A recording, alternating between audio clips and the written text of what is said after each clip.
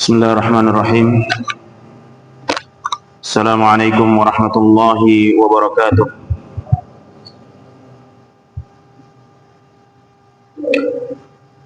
Alhamdulillahi rabbil alamin.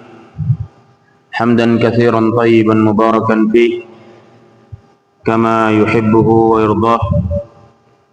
Wa asyhadu an la ilaha illallah wahdahu la syarika lah. Wa asyhadu anna Muhammadan abduhu wa rasuluh sallallahu alaihi wa ala alihi wa ashabihi wa man tabi'ahum bi ihsanin ila yaumiddin. Amma ba'd. Hadirin dan hadirat, bapak-bapak, ibu-ibu yang semoga dirahmati oleh Allah Subhanahu wa taala.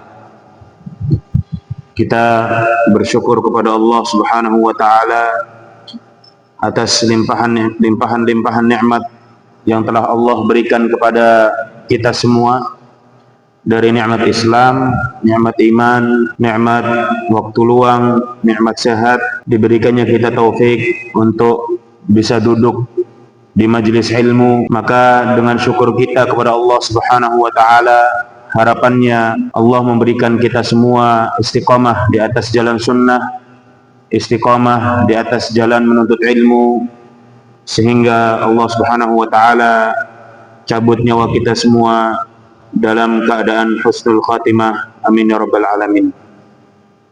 Hadirin dan hadirat yang dimuliakan oleh Allah Subhanahu wa taala, kita akan lanjutkan pembahasan kita dari kitab Min Ma'alimit Tauhid, ya, di antara pilar-pilar pondasi-pondasi tauhid, karya Syekh Abdul Razak Ibn Abdul Muhsin Al-Badr hafizahumallahu ta'ala, di mana kita telah selesai dari pembahasan tentang keutamaan tauhid. Lalu kita masuk pada pembahasan baru, masalah yang kedua yang beliau sebutkan di dalam kitabnya, yakni haddut tauhid wa haqiqatuhu, batasan tauhid dan hakikatnya. Tauhid adalah tujuan kita semua diciptakan oleh Allah Subhanahu wa taala, dan itu merupakan hal yang sangat penting, sehingga sudah kewajiban bagi kita semua untuk selalu belajar, ya, tentang tauhid. Dan ini adalah bekal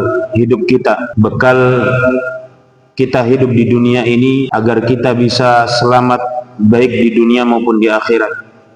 Bekal pula untuk mendidik anak-anak kita, bekal untuk mendidik rumah tangga kita, agar rumah tangga yang kita bangun tidak hanya sampai di dunia saja, akan tetapi berlanjut kelak di akhirat. Oleh karenanya, hendaknya kita semua selalu bersemangat untuk mempelajari tauhid agar kita semua diselamatkan oleh Allah Subhanahu wa taala, baik di dunia kita maupun di akhirat kita. Baik, Syekh Abdul Razak hafizahullahu taala, beliau menyebutkan at-tauhidu masdarun lil fi'li wahada yuwahidu tauhidan. Tauhid itu isim masdar dari kata kerja wahada yuwahidu, menjadikan satu, menjadikan satu, tauhidan.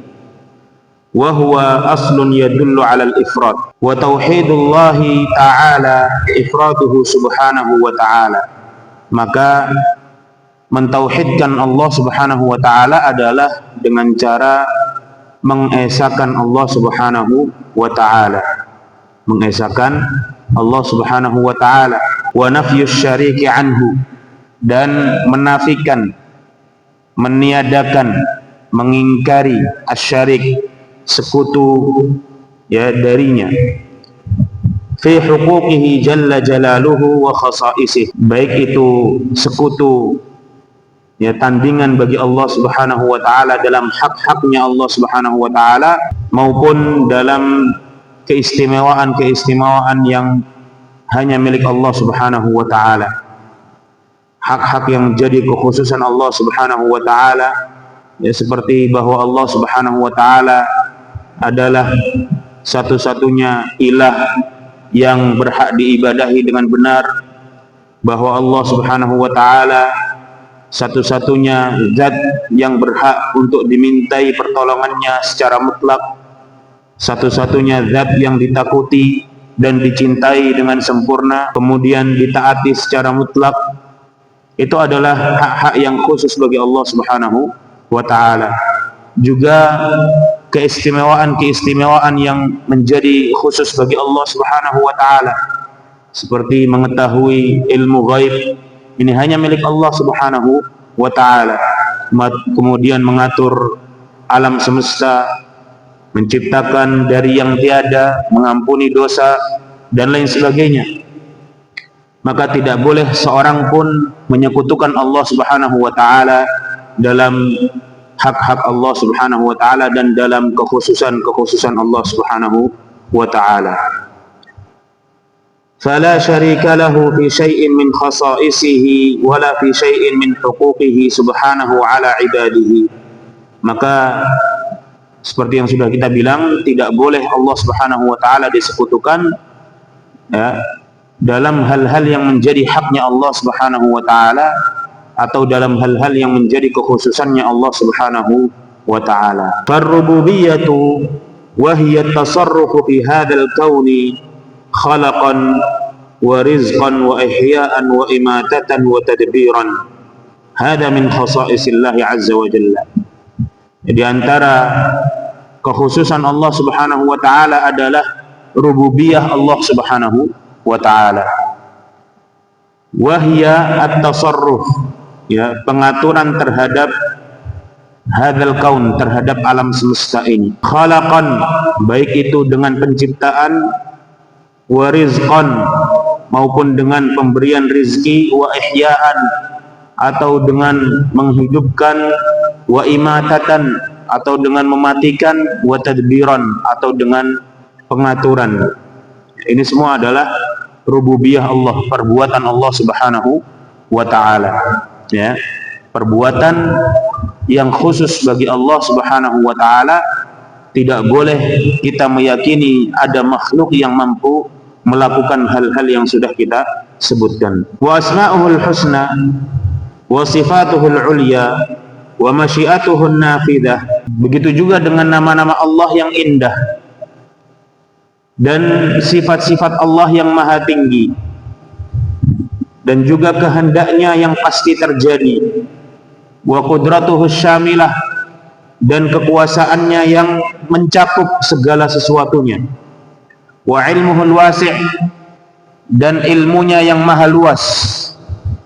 Wa kamaluhu jalla jalaluhu fi asma'ihi wa sifatihi, juga kesempurnaan Allah dalam seluruh sifat-sifatnya. Hadza min khasa'isillahi azza wa jalla. Ini juga merupakan kekhususan Allah Subhanahu wa ta'ala, hanya khusus bagi Allah Subhanahu wa ta'ala.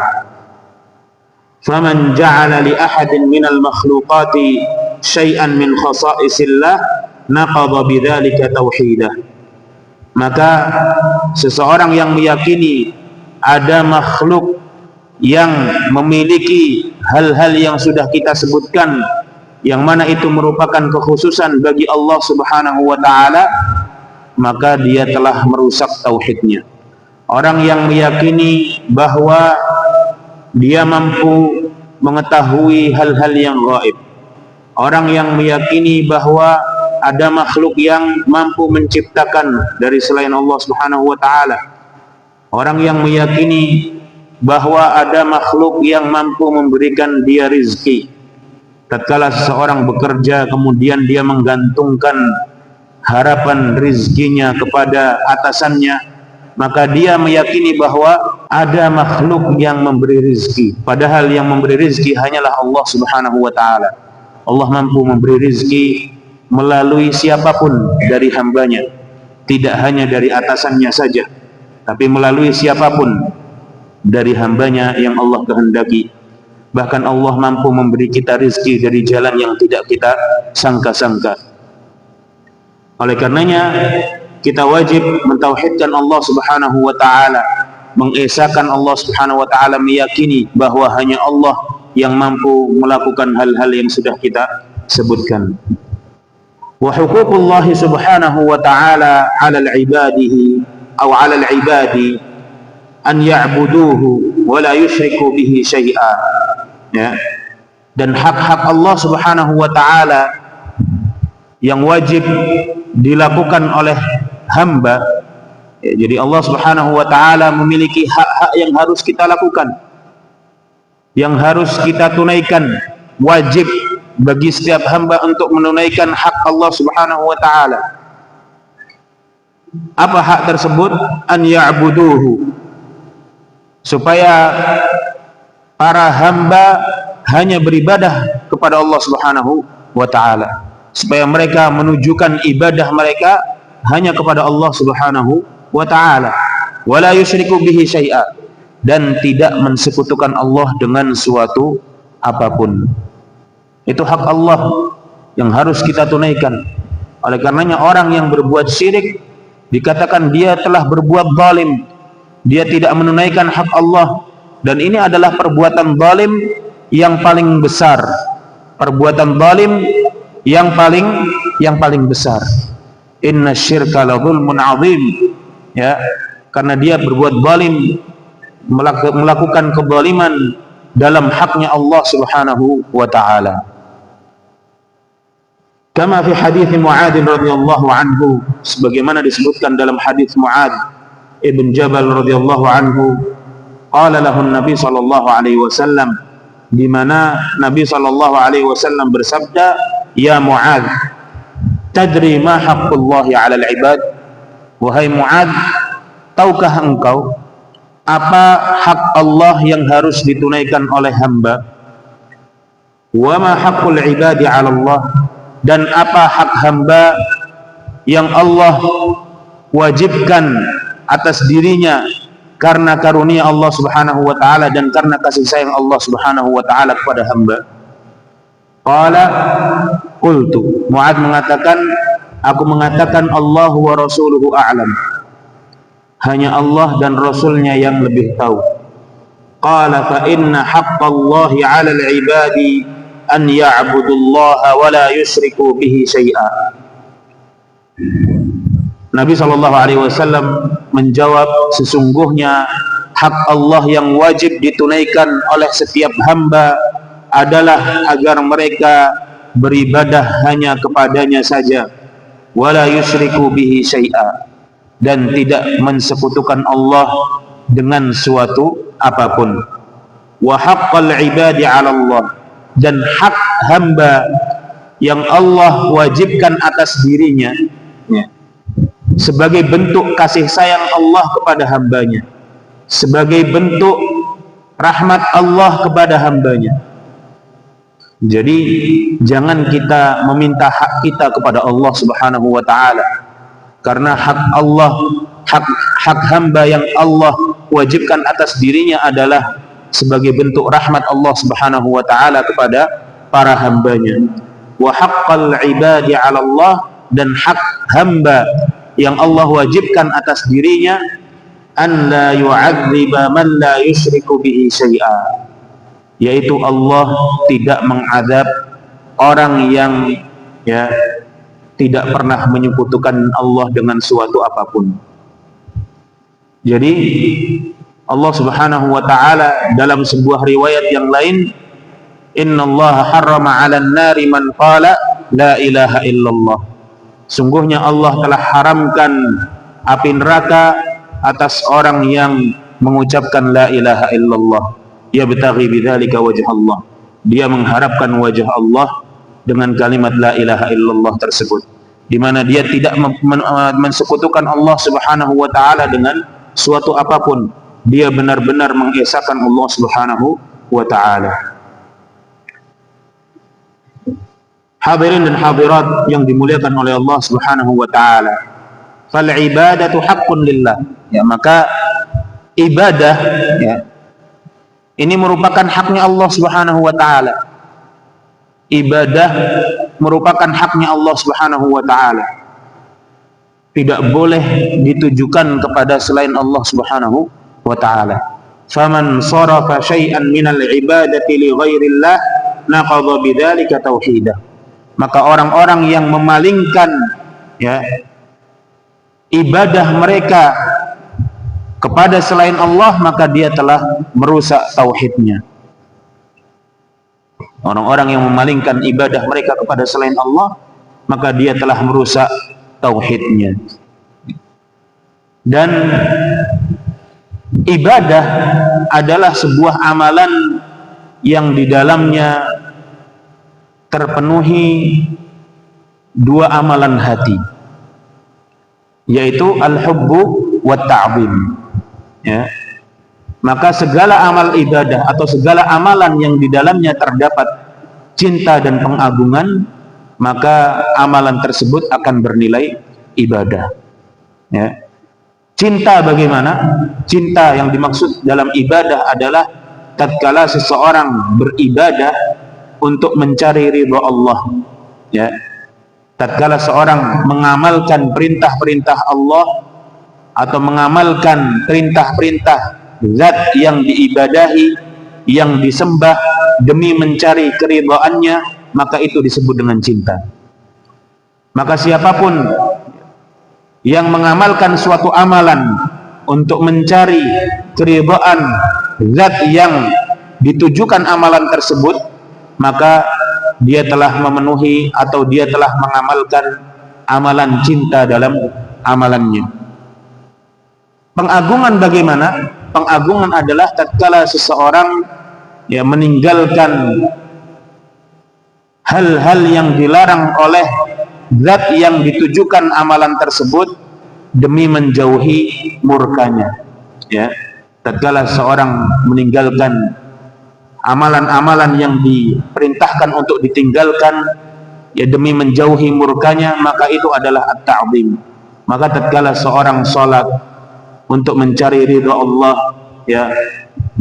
kemudian dia takut untuk meninggalkan salat karena takut murka Allah Subhanahu wa ta'ala, maka ini salatnya akan berpahala. Tapi orang yang salat tanpa dibarengi dengan hub dan ta'zim, dia salat hanya melakukan gerakan-gerakan saja tanpa di situ ada ingin mencari ridha Allah Subhanahu wa ta'ala, tanpa di situ ingin menjauhi murka Allah Subhanahu wa ta'ala, di mana dia tidak khusyuk dalam salatnya. Dia salat tapi perhatiannya kepada dunia, dia salat tapi tidak memperhatikan gerakan-gerakan salatnya, maka tidak akan mendapatkan apa-apa dari salatnya. Begitu juga dengan sebuah amalan bisa menjadi amalan yang biasa saja, perbuatan yang biasa saja, tapi bisa menjadi bernilai ibadah. Tatkala seseorang meletakkan sebuah makanan di depan atau di depan pohon, ini ada dua macam. Ada orang yang meletakkan makanan di depan pohon karena dia sedang lelah setelah kerja bakti, kemudian meletakkan makanannya di depan pohon supaya tidak terkena terik matahari. Maka amalan ini, perbuatan ini tidak mengandung apa-apa, tidak mengandung apa-apa. Akan tapi ketika seorang meletakkan makanan di depan pohon, tujuannya adalah untuk memenuhi syarat si penunggu pohon supaya hajat dia terpenuhi. Kemudian kalau dia tidak meletakkan makanan di depan pohon, maka dia akan mendapatkan bala. Maka ini, amalan ini menjadi ibadah karena terpenuhi cinta dan pengagungan yang sudah kita sebutkan di awal. Maka tatkala ibadah ini ditujukan kepada selain Allah Subhanahu wa ta'ala, maka perbuatan ini menjadi perbuatan yang bernilai syirik, karena sebuah ibadah ditujukan kepada selain Allah Subhanahu wa ta'ala. Oleh karenanya, hadirin dan hadirat yang dimuliakan oleh Allah Subhanahu wa ta'ala, tidak boleh bagi kita memalingkan sedikit pun dari ibadah kita kepada selain Allah Subhanahu wa ta'ala. Hendaknya seorang muslim menunjukkan ibadah-ibadahnya hanya kepada Allah Subhanahu wa ta'ala. Yang paling ringan adalah ketika seorang memalingkan niat ibadahnya untuk mendapatkan pujian manusia, maka dia akan terjerumus ke dalam riya. Dan riya dinamakan oleh Rasulullah sallallahu alaihi wasallam sebagai asyirkul khafi, syirik yang tersembunyi, syirik, perbuatan syirik yang paling ditakuti oleh Rasulullah sallallahu alaihi wasallam.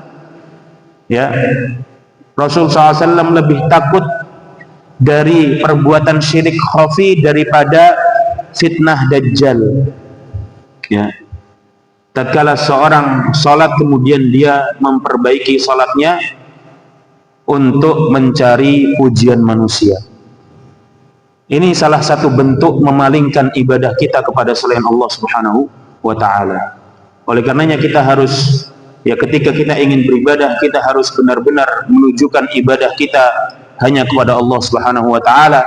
Kita meyakini bahwa manfaat dan madarat, ya, kebaikan dan keburukan itu hanya Allah yang mengendalikannya. Manusia tidak memiliki manfaat sedikit pun dan tidak juga memiliki madarat sedikit pun untuk kita, baik di dunia kita maupun di akhirat. Ikhwani wa akhwati fillah, azani Allah wa iyyakum. Fattauhid huwa ifradullah. Fattauhid huwa ifradullah jalla jalaluhu bihuquqihi wa khasaisihi. Maka tauhid itu adalah mengesahkan Allah dalam hak-hak dan kekhususan-kekhususan Allah Subhanahu wa ta'ala. Ya, mengesahkan Allah dalam hak-hak dan kekhususan-kekhususan Allah Subhanahu wa ta'ala. Dan nanti akan dijelaskan melalui pembagian tauhid yang 3. Wasyirku huwa taswiyatu ghairillahi billah. Ya, adapun perbuatan syirik adalah taswiyatu, menyamakan kedudukan selain Allah dengan Allah Subhanahu wa ta'ala, menyamakan kedudukan selain Allah dengan Allah Subhanahu wa ta'ala fi syai'in min huquqihi aw khasaisihi, dalam hal-hal yang menjadi kekhususan-kekhususan Allah Subhanahu wa ta'ala. Ya, orang yang menganggap ada seseorang yang mampu mengetahui ilmu ghaib, ya, padahal itu hanya milik Allah Subhanahu wa ta'ala. Ya, hanya milik Allah Subhanahu wa ta'ala. Orang yang meyakini ada orang yang mampu mengendalikan hujan, padahal itu hanya milik Allah Subhanahu wa ta'ala, ya, maka dia telah berbuat syirik. Dia menyamakan selain Allah dengan Allah dalam kekhususan Allah Subhanahu wa ta'ala. Fahadihi haqiqatut tauhid, an nufridallaha subhanahu wa alla naj'al ma'ahu syarika, di mana kita mengesahkan Allah Subhanahu wa ta'ala dan tidak menjadikan sesuatu pun sebagai sekutu bagi Allah Subhanahu wa ta'ala. Qala Allah azza wa jalla, Allah ta'ala berfirman, wa'budullaha wa la tusyriku bihi syai'a. Ya, wa'budullah, ini perintah dari Allah Subhanahu wa ta'ala, dan sembahlah oleh kalian Allah Subhanahu wa ta'ala semata, wala tusyriku bihi syai'a, dan jangan kalian sekutukan Allah dengan suatu apapun. Allah Subhanahu wa ta'ala juga berfirman, wa qadha rabbuka alla ta'budu illa iyyah wa bil walidaini ihsana. Wa qadha rabbuk, dan Tuhanmu telah mewajibkan atas dirimu, ya, telah memerintahkanmu, alla ta'budu illa iyyah, agar kalian tidak menyembah kecuali hanya kepadanya saja. Allah Subhanahu wa ta'ala juga berfirman, wa ma umiru illa liya'budullaha mukhlishina lahuddin, dan tidaklah mereka diperintahkan melainkan untuk beribadah hanya kepada Allah Subhanahu wa ta'ala semata, ikhlas karena menjalankan agama. Maka ikhlas, ya, ikhlas itu adalah istilah untuk orang-orang yang berusaha untuk mentauhidkan Allah Subhanahu wa ta'ala, di mana dia mengamalkan seluruh amalannya hanya untuk mencari ridha Allah Subhanahu wa ta'ala, ya, hanya untuk mencari ridha Allah Subhanahu wa ta'ala. Wa bihadza yatabayyan anna at-tauhid aqsamun thalathah, Maka dengan penjelasan yang sudah disampaikan oleh Syekh Abdul Razak di atas, menjadi jelas bahwa tauhid itu terbagi menjadi 3. Jadi para ulama membagi tauhid menjadi 3 itu bukan main tebak-tebakan, ya. Akan tetapi mereka membagi tauhid menjadi 3 setelah mereka lakukan riset, setelah mereka lakukan penelitian, setelah mereka tadabbur, setelah mereka ta'ammul di dalam ayat-ayat Al-Quran, setelah mereka mempelajari, merenungi, memahami ayat-ayat Al-Quran seluruhnya, maka mereka mengambil kesimpulan bahwa tauhid terbagi menjadi 3. Tauhid terbagi menjadi 3. Baik. Dalilnya ada enggak? Banyak sekali di dalam Al-Quran, banyak sekali di dalam Al-Quran dalil yang menunjukkan bahwa tauhid terbagi menjadi 3. Di antaranya adalah apa yang selalu kita baca dalam salat-salat kita, dalam surat Al-Fatihah. Alhamdulillahirabbil alamin, arrahmanir rahim, maliki yaumiddin, iyyaka na'budu wa iyyaka nasta'in. Maka ini semua mengandung tauhid rububiyah, uluhiyah dan asma wa sifat. Alhamdulillahi rabbil alamin. Rabbul alamin ini adalah rububiyah Allah Subhanahu wa taala, Rabb semesta alam. Ar-Rahmanir Rahim ini adalah tauhid asma wa sifat. Maliki yaumiddin ini adalah rububiyah Allah Subhanahu wa taala. Iyyaka na'budu wa iyyaka nasta'in adalah tauhid uluhiyah. Baik. Oleh karenanya para ulama mengatakan orang-orang yang tidak meyakini tauhid terbagi menjadi 3, maka dia tidak benar-benar mentadabburi Al-Quran. Dia belum mentadabburi Al-Quran dengan baik, karena sangat jelas dalil-dalil yang menunjukkan tauhid menjadi 3 sangat jelas. Di sini bukan kita mengkafirkan orang yang muslim dan memuslimkan orang-orang yang kafir, tidak. Tapi di sini kita membedakan antara orang-orang yang hanya meyakini bahwa Allah adalah zat yang menciptakan, zat yang mematikan, menghidupkan, memberi rizki, mengatur segala urusan, dan orang-orang yang meyakini hal tersebut lalu dia menunjukkan segala ibadahnya hanya kepada Allah Subhanahu wa taala. Orang-orang musyrik, mereka yakin betul bahwa yang menciptakan mereka adalah Allah. Mereka yakin betul bahwa yang menciptakan langit dan bumi adalah Allah Subhanahu wa taala. Yang mengatur rezeki adalah Allah Subhanahu wa taala. Tapi mereka dalam ibadah, mereka beribadah kepada selain Allah Subhanahu wa taala. Adapun orang yang muslim adalah orang yang meyakini bahwa Allah yang memberi rezeki, mengatur segala urusan, lalu mereka menunjukkan ibadah mereka hanya kepada Allah Subhanahu wa taala. Naam. Amma tauhidur rububiyah. Adapun tauhid rububiyah, tauhid macam tauhid yang pertama adalah tauhid rububiyah.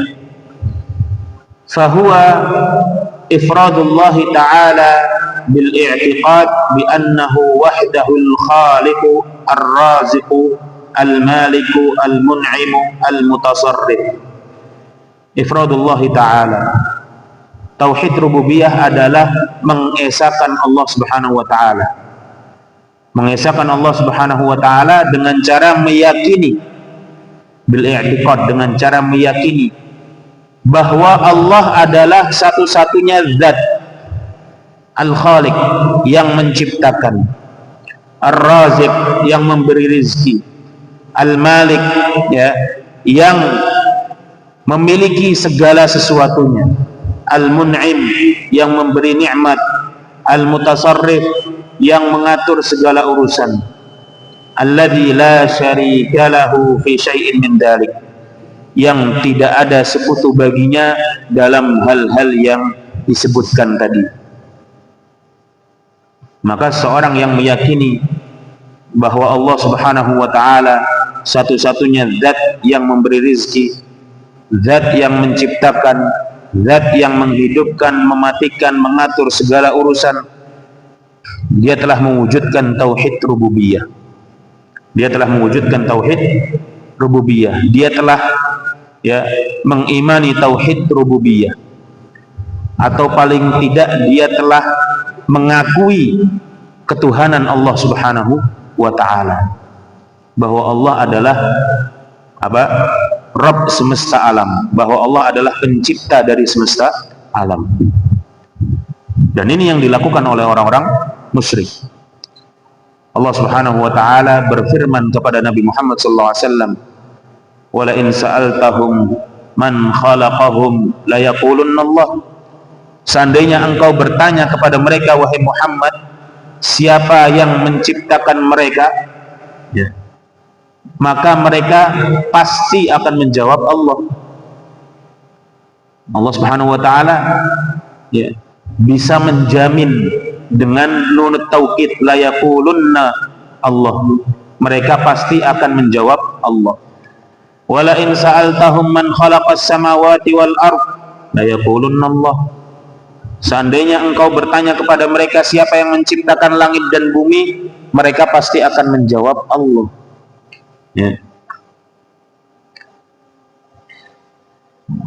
Itu adalah orang-orang musyrik zaman Nabi sallallahu alaihi wasallam. Mereka mengikrarkan tauhid rububiyah. Qul man rabbus samawati wal ard, qulillah. Katakan, siapa Rabb langit dan bumi? Katakanlah Allah. Wa qala ta'ala, qul limanil ardu wa man fiha in kuntum ta'lamun. Katakan kepada mereka, limanil ardu wa man fiha, milik siapa bumi dan seisinya kalau kalian mengetahuinya? Sayaquluna lillah, mereka akan menjawab milik Allah. Qul man rabbus samawati as-sab'i wa rabbul 'arsyil 'azim, sayaquluna lillah. Qul afala tattaqun. Qul man biyadihi malakutu kulli syai'in wa huwa yujiru wa la yujaru 'alaihi in kuntum ta'lamun, sayaquluna lillah. Qul fa anna tusharun. Katakan, milik siapa atau siapa Rabb langit yang 7 dan Rabb Arsy yang agung? Mereka akan menjawab milik Allah Subhanahu wa taala. Katakan kepada mereka, tidakkah kalian bertakwa? Qul man biyadihi malakutu kulli syai'. Katakan, siapa zat yang di tangannya kekuasaan segala sesuatu, wa huwa yujiru wa la yujaru 'alaihi, dan dia maha melindungi akan tetapi tidak ada yang bisa dilindungi dari azabnya. Kalau kalian mengetahui, sayaquluna lillah, mereka akan menjawab milik Allah. Qul fa anna tusharun. Maka katakanlah kepada mereka, fa anna tusharun. Kalau demikian, maka dari jalan mana kalian ditipu? Allah Subhanahu wa taala juga berfirman, dzalikumullahu rabbukum fatabarakallahu rabbul alamin. Itulah Allah Rabb kalian, fatabarakallahu rabbul alamin, maha suci Allah Rabb semesta alam. Wa qala ta'ala, Allahu khaliqu kulli syai'in wa huwa ala kulli syai'in wakil. Allah adalah zat yang menciptakan segala sesuatu dan dia maha memelihara segala sesuatu. Ini adalah tauhid rububiyah, tauhid yang diikrarkan oleh orang-orang musyrik. Akan tetapi, kenapa Rasulullah sallallahu alaihi wasallam masih memerangi mereka? Kenapa Rasulullah sallallahu alaihi wasallam masih menghalalkan darah-darah mereka? Kenapa Rasulullah sallallahu alaihi wasallam masih mengambil harta mereka melalui peperangan, masih menawan anak-anak dan wanita mereka atas izin Allah Subhanahu wa taala? Kenapa? Karena tidak dengan keyakinan atau ikrar mereka bahwa Allah yang maha menciptakan lalu mereka menjadi muslim. Tidak dengan keyakinan bahwa Allah yang memberi rezeki lalu mereka menjadi haram darah dan hartanya, tidak. Yang membuat darah, harta seseorang itu haram, tidak boleh ditumpahkan, tidak boleh dirampas, tidak boleh direnggut kehormatannya, adalah tatkala seseorang meyakini bahwa seluruh ibadah itu hanya boleh ditujukan untuk Allah Subhanahu wa ta'ala semata. Maka tatkala orang meyakini hal tersebut, mengamalkan hal tersebut, maka dia menjadi seorang muslim dan tidak boleh ditumpahkan darah dan hartanya. Ikhwani wa akhwati fillah, azani Allah wa iyyakum. Wal qismu tsani, tauhid yang kedua, macam tauhid yang kedua adalah, ya, di sini beliau menyebutkan tauhid asma wa sifat terlebih dahulu, ya. Macam tauhid yang kedua adalah tauhidul asma'i was sifat, yaitu mengesahkan Allah dalam nama-nama dan sifat-sifat Allah Subhanahu wa ta'ala. Wa huwa ifraduhu subhanahu wa ta'ala bi asma'ihil husna wa sifatihil ula. Mengesahkan Allah Subhanahu wa ta'ala, ya, dalam nama-nama Allah Subhanahu wa ta'ala yang indah dan sifat-sifat Allah yang maha tinggi. Al-waridah fi kitabihi wa sunnati nabiyhi sallallahu alaihi wasallam, yang telah disebutkan di dalam Al-Quran dan Sunnah.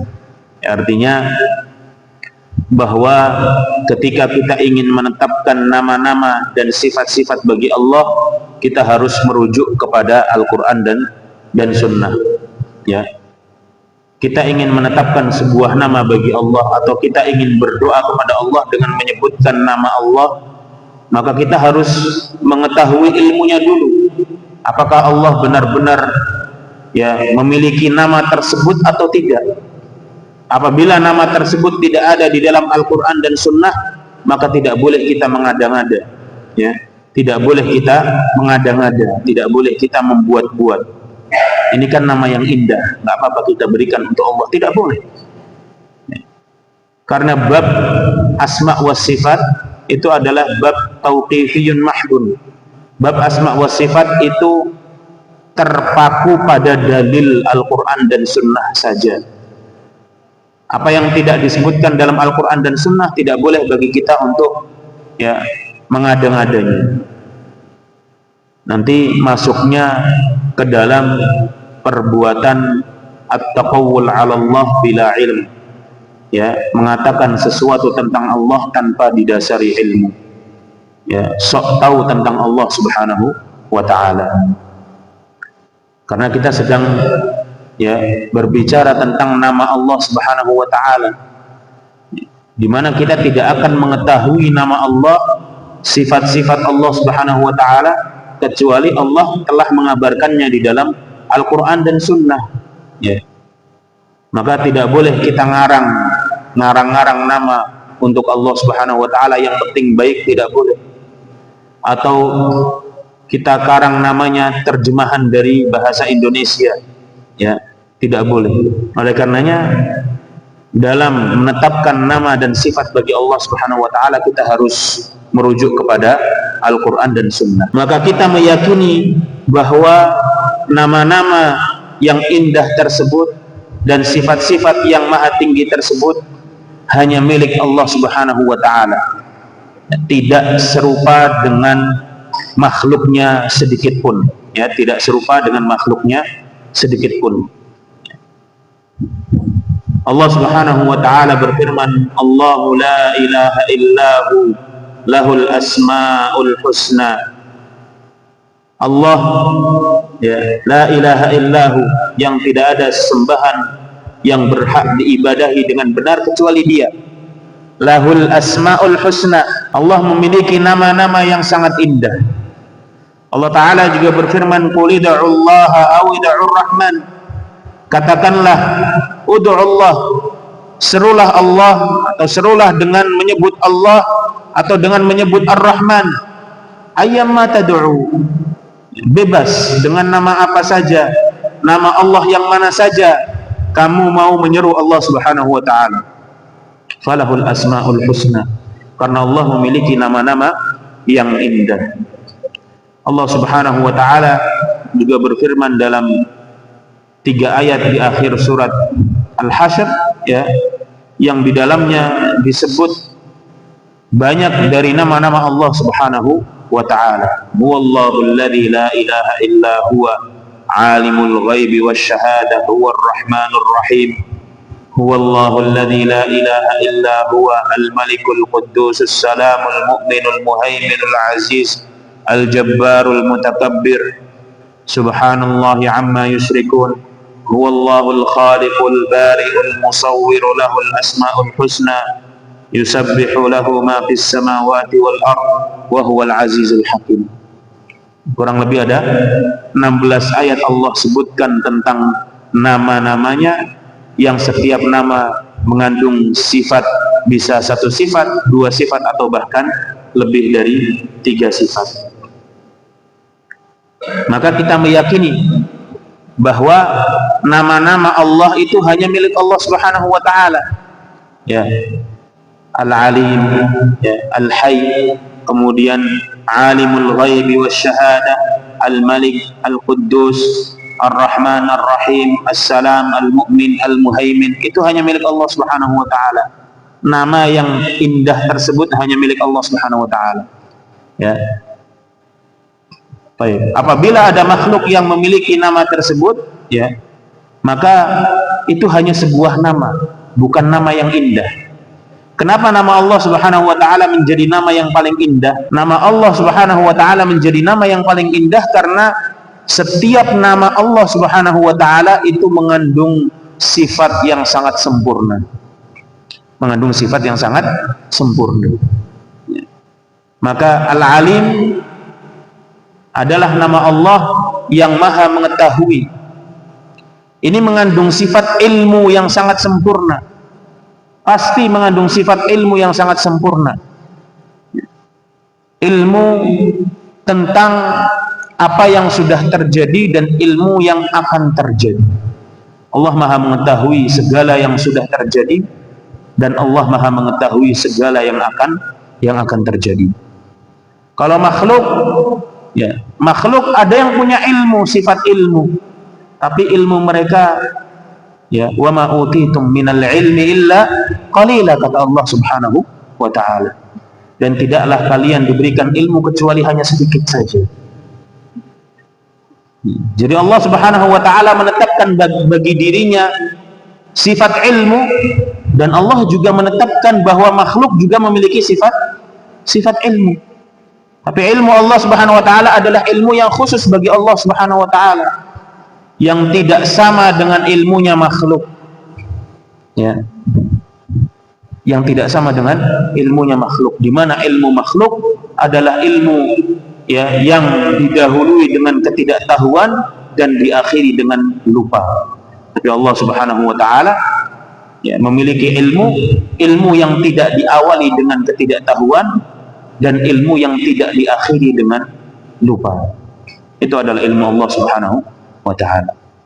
Tatkala Allah Subhanahu wa ta'ala mensifati dirinya dengan 2 tangan, bal yadahu mabsutatan, maka kita juga harus meyakini bahwa 2 tangan tersebut adalah 2 tangan yang hakiki, yang sebenarnya, yang layak bagi Allah Subhanahu wa ta'ala, yang sesuai dengan keagungan Allah Subhanahu wa ta'ala, ya, tidak serupa dengan tangannya para makhluk. Lalu seseorang tidak boleh membuka pintu, ya, penyimpangan. Pintu penyimpangan adalah at-takyif, membagaimanakan. Sudah, iman kita terbatas pada apa yang Allah kabarkan di dalam Al-Quran dan Sunnah saja. Tidak boleh kita, ya, melampaui apa yang tidak sanggup dilakukan oleh akal kita. Ya, tidak boleh kita melakukan apa yang tidak sanggup dilakukan oleh akal kita, yaitu membayangkan tentang Allah Subhanahu wa ta'ala. Maka kita tidak boleh bertanya tentang bagaimana, ya, Allah memiliki 2 tangan yang hakiki, yang sebenarnya, yang layak bagi Allah Subhanahu wa taala, yang sesuai dengan maha agungnya Allah Subhanahu wa taala, dan tidak serupa dengan tangannya para makhluk. Itu sudah, itu saja. Sampai sini tidak boleh kita membagaimanakan, karena kalau kita membagaimanakan, seseorang akan terbayang. Orang akan membayangkan sesuatu yang pernah dia lihat. Yang pernah dia lihat yang paling sempurna adalah manusia. Maka dia akan membandingkan dengan milik manusia. Terjerumus ke dalam tamtsil. Ya, terjerumus ke dalam perbuatan menyerupakan Allah dengan makhluknya. Nanti kemudian ada yang terjerumus ke dalam ta'til karena tidak mau mentamtsil, oh tidak boleh Allah diserupakan dengan makhluknya. Akhirnya kemudian dia menafikan sifat tersebut, berarti Allah tidak punya tangan. Ke dalam ta'til terjerumus. Lalu bagaimana dengan firman Allah bal yadahu mabsutatan?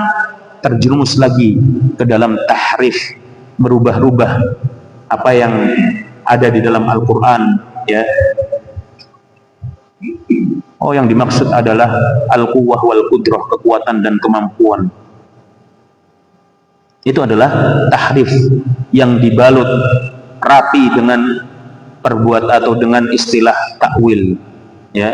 Maka kemudian takwil ini yang sebenarnya menjadi istilah yang syar'i yang Allah gunakan di dalam Al-Qur'an, wa ma ya'lamu ta'wilahu illallah.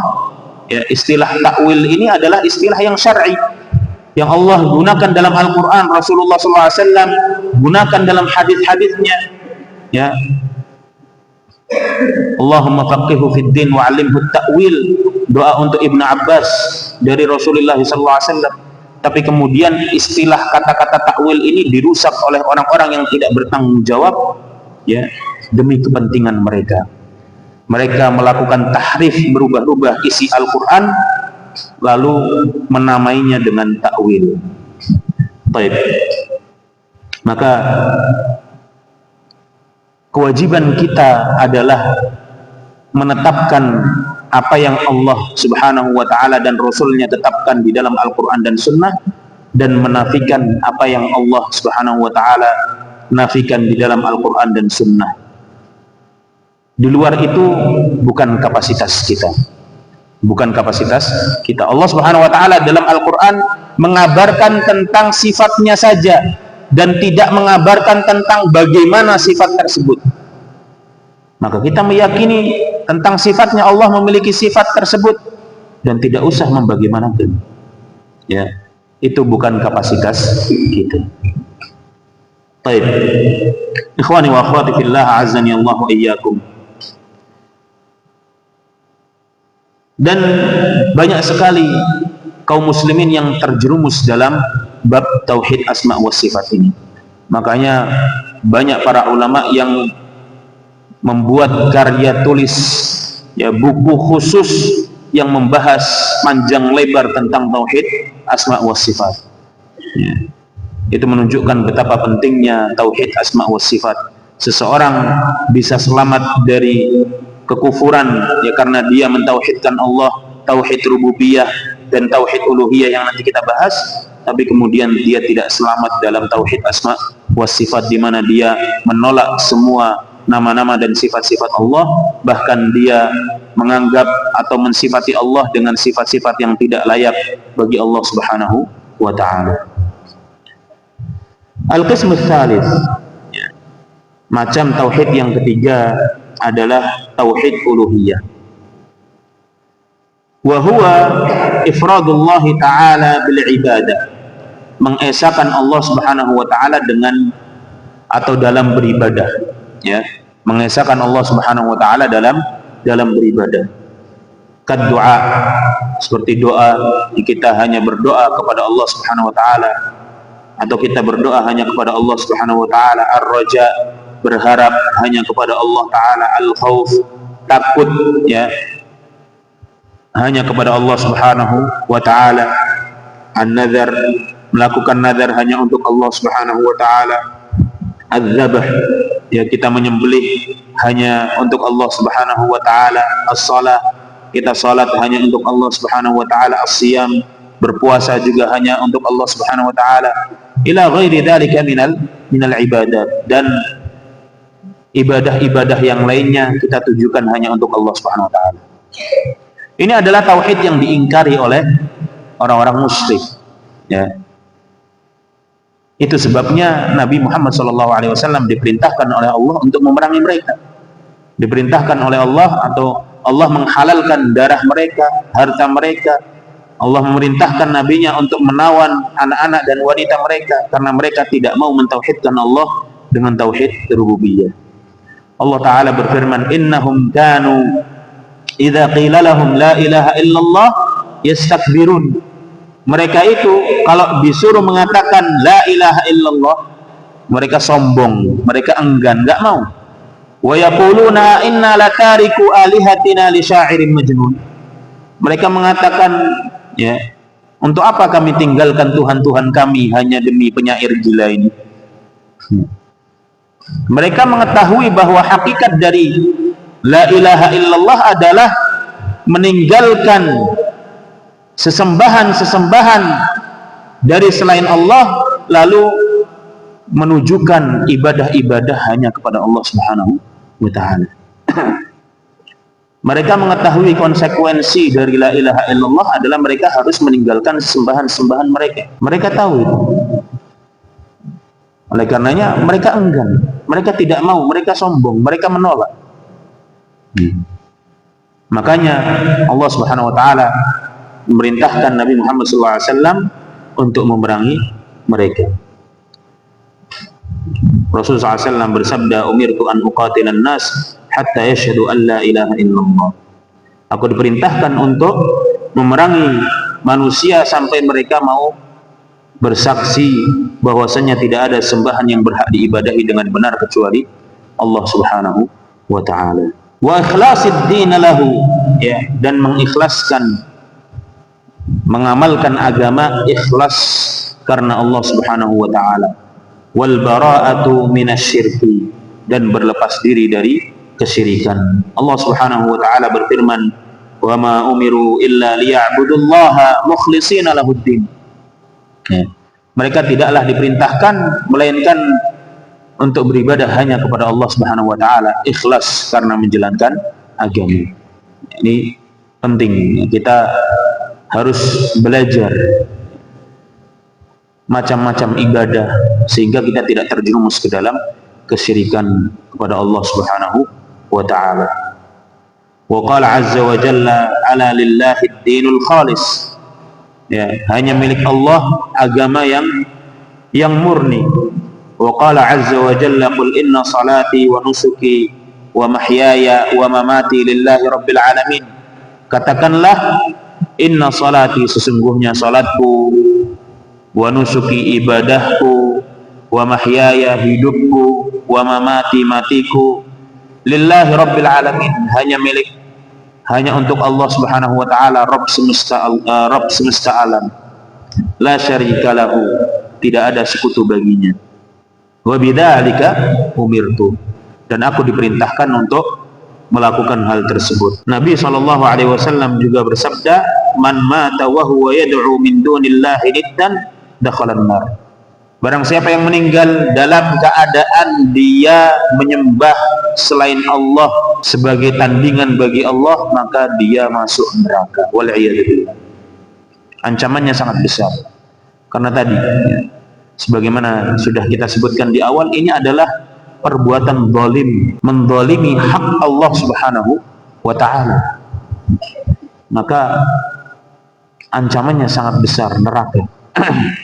Allah Ta'ala berfirman, innallaha la yaghfiru ayyushraka bihi wa yaghfiru ma duna dzalika liman yasha.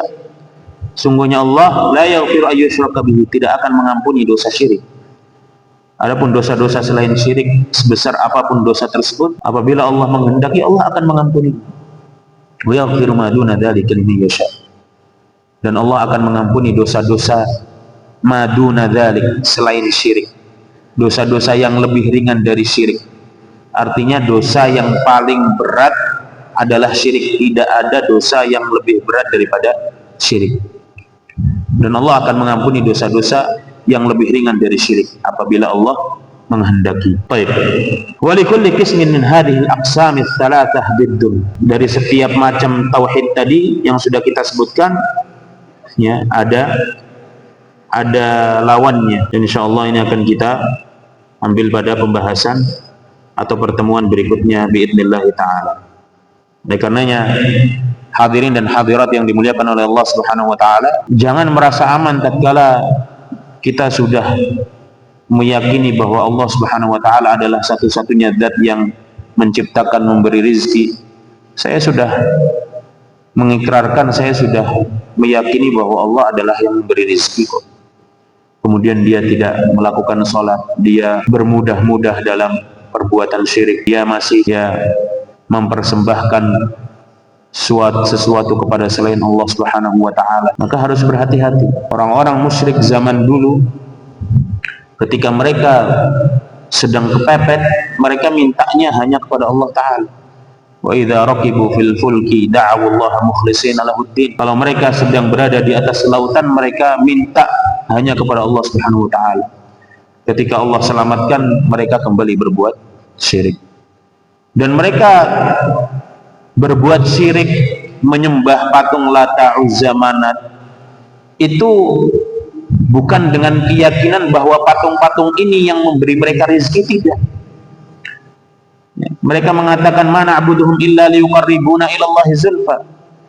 Ya, mereka menyembah patung-patung ini supaya mereka lebih dekat kepada Allah Subhanahu wa taala melalui wasilah patung-patung tadi. Maka jangan seperti orang-orang musyrik. Ditanya, kenapa kamu minta sama yang sudah mati? Ya, saya sudah terlalu banyak dosa, nggak layak untuk minta langsung sama Allah, makanya saya minta melalui perantara Mbah Fulan yang sudah mati, padahal dia sudah mati. Maka jawabannya seperti jawaban orang-orang musyrik. Oleh karenanya kita harus banyak belajar agar mengetahui mana yang termasuk amalan syirik, ya. Dan kita tidak boleh antipati, tidak boleh tidak boleh benci dengan kata-kata syirik. Karena syirik itu, ya, adalah dosa yang paling Allah benci. Jangan sampai kita kemudian nggak mau tahu, ya, alah dikit-dikit syirik, dikit-dikit syirik. Itu yang harus kita pelajari supaya kita selamat di dunia dan di akhirat. Jangan sampai kita sudah diciptakan oleh Allah, lah ibadahnya malah ditujukan kepada selain Allah. Kita diberi rezeki oleh Allah, bersyukurnya kepada selain Allah. Yang memberi rezeki Allah, yang mendapat rasa syukur kita bumi atau laut. Yang memberi rezeki, yang memberi anak Allah, tapi yang mendapat rasa syukur kita, wal'iyadzubillah, malah pohon, batu, dan lain sebagainya. Wal'iyadzubillah. Oleh karenanya kita harus, ya, mempelajari tentang masalah tauhid, ya, agar kita bisa mentauhidkan Allah dengan sempurna, dan kita belajar tentang macam-macam syirik agar kita tidak terjerumus ke dalam kesyirikan tersebut. Waffaqani Allah wa iyyakum lima yuhibbuhu wa yardah, wa ja'alani wa iyyakum minal muwahhidin innahu waliyyu dzalika wal qadiru alaih. Kita cukupkan sekian. Subhanakallahumma wa bihamdik asyhadu an la ilaha illa anta astaghfiruka wa atubu ilaik. Wa sallallahu ala nabiyyina Muhammad wa ala alihi wa sahbihi ajma'in. Thumma assalamu alaikum warahmatullahi wabarakatuh.